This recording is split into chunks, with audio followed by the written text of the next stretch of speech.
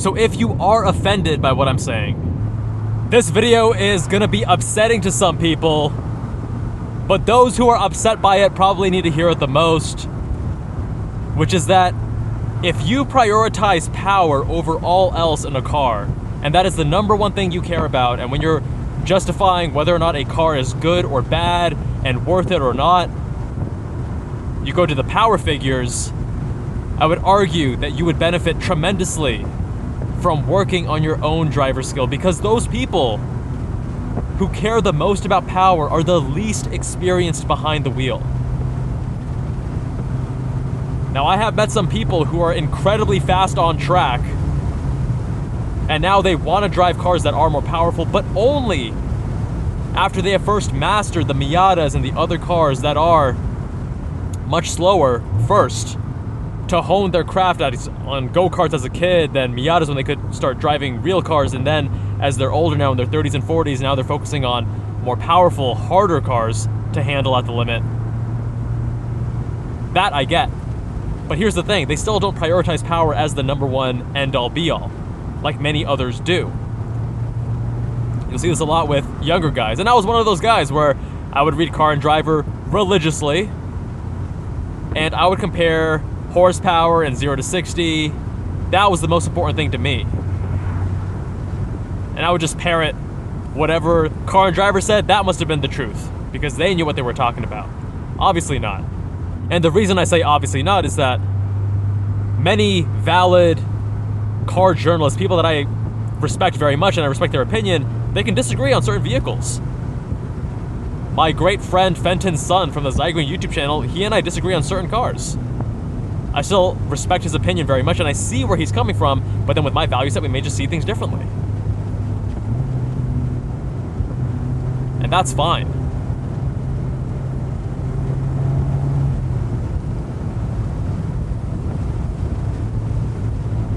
What's far more important, I would argue, is how a car handles. Especially if you're a driving enthusiast, because power and straight line performance, it gets boring after some period of time. It's like a one-trick pony, a gimmick. You press the accelerator, yeah, you go fast in a straight line, and then you're done. But what's actually exciting is dancing with the car. The corners. Taking a car on track. Pushing it to the limit. Balancing that oversteer, balancing that rotation, and getting faster and faster, becoming a better driver with the vehicle. That's far more important than whatever power figure is on a stat sheet. And when I think about it, I think that's why so many people, including yours truly, absolutely love, absolutely adore Japanese and British sports cars. Because there's something beyond the spec sheet that these cars capture.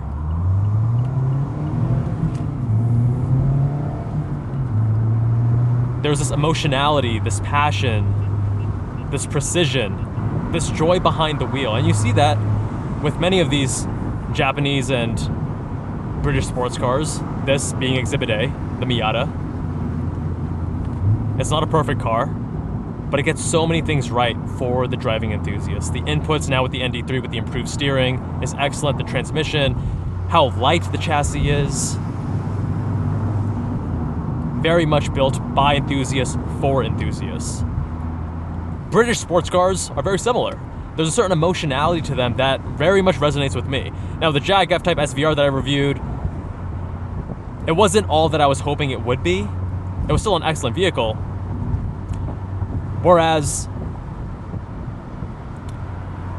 the Aston V8 Vantage from the VH era of Aston Martins, that car spoke to me in a very special way.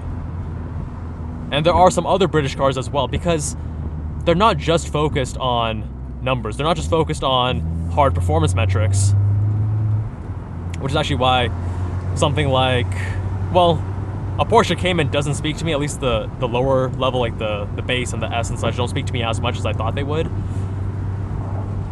Because they feel a bit German and a bit clinical, and I guess, power, they're not about, spec sheets and such. They're more about being, how do I put this? working towards perfection, having as close to perfect as of balance as possible. And there are limitations, the McPherson suspension in all four corners,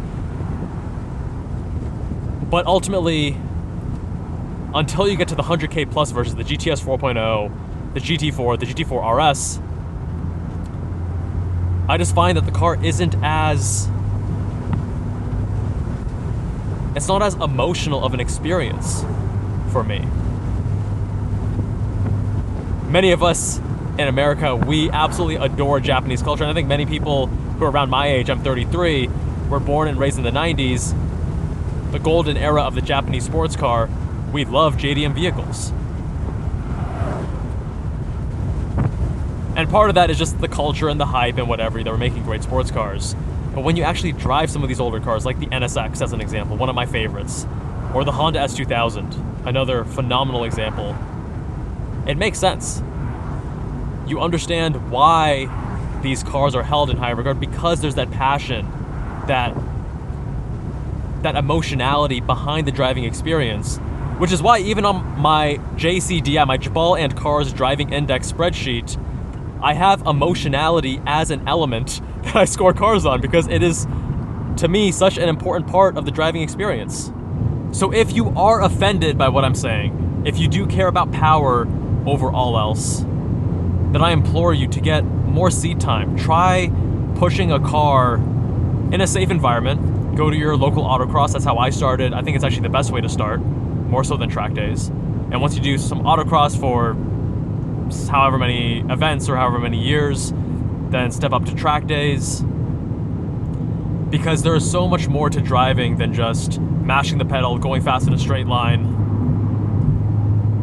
And I want you guys to experience that joy, because it is so much more than what's on the spec sheet. It's so much more than power and 0 to 60. My friends, let me know what you think. Do you agree? Do you disagree? Leave a comment down below. Much love, and I'll see you all in that next one.